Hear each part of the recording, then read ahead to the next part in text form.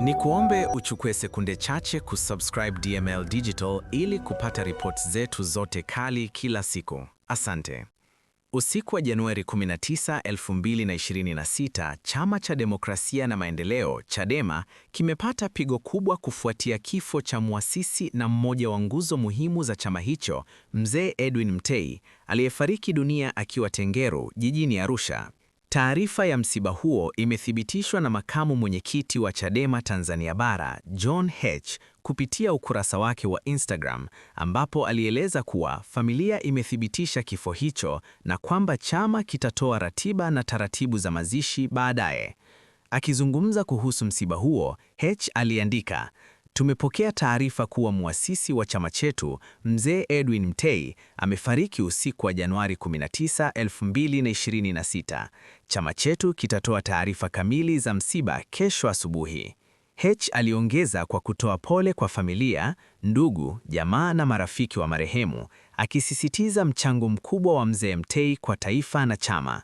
"Tunatoa pole nyingi kwa familia ya Mzee Mtei. Chadema kimepoteza nguzo imara. Tunamuenzi kwa mema yote aliyoyatendea nchi na chama chetu. Pumzika kwa amani, Mzee Mtei." Wasifu kwa ufupi. Mzee Edwin Mtei alizaliwa Julai 12, 1932 mkoani Kilimanjaro. Alikuwa miongoni mwa wasomi wachache waliopata nafasi ya kusoma Chuo Kikuu cha Makerere nchini Uganda, akijulikana kwa uwezo mkubwa wa kitaaluma na ufasaha wa lugha ya Kiingereza.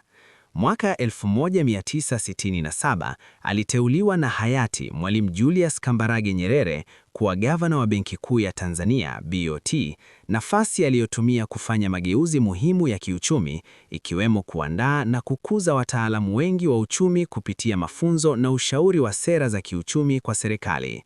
Miongoni mwa matukio muhimu yasiyotajwa sana katika historia ni msaada wake kwa taifa wakati wa vita vya Uganda mwaka 1977, alipotoa mkopo wa dola 50,000 katika kipindi ambacho uchumi wa Tanzania ulikuwa katika hali ngumu kutokana na vita hivyo.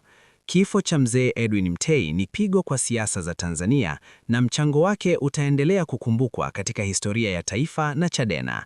Asante kwa kutufuatilia kila siku hapa DML Digital.